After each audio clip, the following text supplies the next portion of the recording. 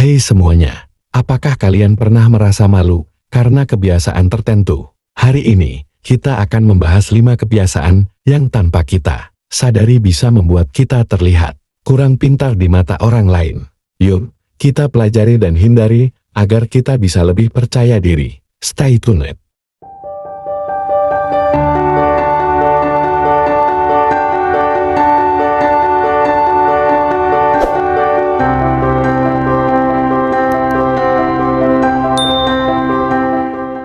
Seringkali kita diremehkan oleh orang di sekitar kita. Itu membuat kita tidak percaya diri dan merasa malu. Bagaimana supaya kita tidak diremehkan?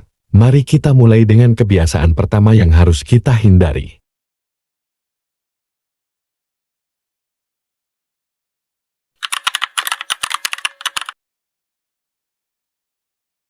Satu, menggunakan bahasa kasar. Menggunakan bahasa kasar atau slang berlebihan dalam komunikasi sehari-hari bisa merusak citra kita. Meskipun bahasa slang sering digunakan untuk menunjukkan keakraban atau kedekatan, penggunaannya yang berlebihan dan tidak pada tempatnya bisa membuat kita terlihat tidak profesional dan kurang sopan.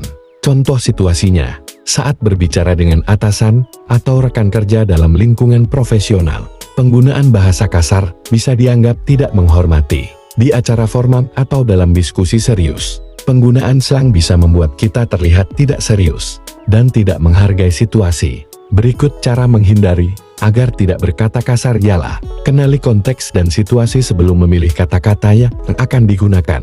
Latih penggunaan bahasa yang lebih formal dan sopan dalam situasi yang memerlukannya. 2. Terlalu banyak mengeluh.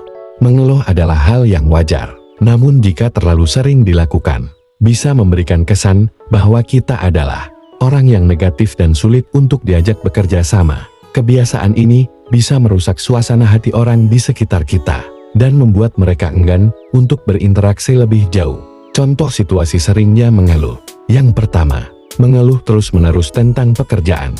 Kepada rekan kerja, bisa membuat mereka merasa tidak nyaman dan menjauh. Yang kedua, ketika di rumah, sering mengeluh kepada anggota keluarga, bisa menciptakan atmosfer yang negatif dan tidak harmonis. Cara menghindari terlalu banyak mengeluh. Yang pertama yaitu fokus pada solusi daripada masalah. Ketika menghadapi tantangan, cobalah mencari cara untuk mengatasinya daripada hanya mengeluh. Yang kedua, latih diri untuk bersyukur dan melihat sisi positif dari setiap situasi. 3. Tidak mendengarkan saat orang lain berbicara. Ketika kita tidak mendengarkan dengan baik saat orang lain berbicara, kita bisa dianggap tidak peduli, egois, atau bahkan sombong. Mendengarkan adalah keterampilan penting dalam komunikasi yang menunjukkan rasa, hormat dan ketertarikan kita pada lawan bicara. Contoh situasinya, yang pertama, sering memotong pembicaraan orang lain atau menunjukkan tanda-tanda ketidaktertarikan seperti bermain dengan ponsel saat orang lain berbicara. Yang kedua, tidak memberikan tanggapan yang sesuai karena tidak benar-benar mendengarkan apa yang dikatakan. Cara menghindari kebiasaan ini. Yang pertama, latih diri untuk memberikan perhatian penuh ketika seseorang berbicara dengan kita. Yang kedua, matikan gangguan seperti ponsel atau televisi, berikan tanggapan yang menunjukkan bahwa kita mendengarkan, seperti mengangguk atau memberikan komentar yang relevan. 4. Sering terlambat. Kebiasaan sering terlambat tidak hanya mengganggu jadwal orang lain, tetapi juga menunjukkan kurangnya rasa, tanggung jawab dan penghargaan terhadap waktu orang lain. Ini bisa merusak reputasi kita sebagai orang yang dapat diandalkan. Contoh situasi, yang pertama, datang terlambat ke rapat penting, atau janji temu dengan klien, bisa merusak kesan pertama dan mengurangi kepercayaan mereka kepada kita. Yang kedua, sering terlambat dalam acara keluarga atau pertemuan sosial, bisa membuat orang lain merasa tidak dihargai. Cara menghindari kebiasaan terlambat. Yang pertama, selalu rencanakan waktu perjalanan dan tambahkan cadangan waktu untuk menghindari keterlambatan. Yang kedua, gunakan pengingat dan kalender untuk membantu mengatur jadwal dengan lebih baik. 5. Berbicara terlalu keras atau terlalu pelan.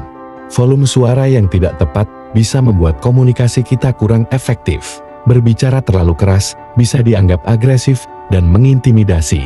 Sementara berbicara terlalu pelan bisa menunjukkan kurangnya kepercayaan diri dan membuat pesan kita sulit dipahami. Contoh situasi. Yang pertama, berbicara terlalu keras di tempat umum atau di lingkungan kerja bisa mengganggu orang lain dan dianggap tidak sopan. Yang kedua, berbicara terlalu pelan saat memberikan presentasi atau berbicara di depan umum bisa membuat audiens kesulitan mendengar dan memahami pesan kita. Cara menghindari kebiasaan ini.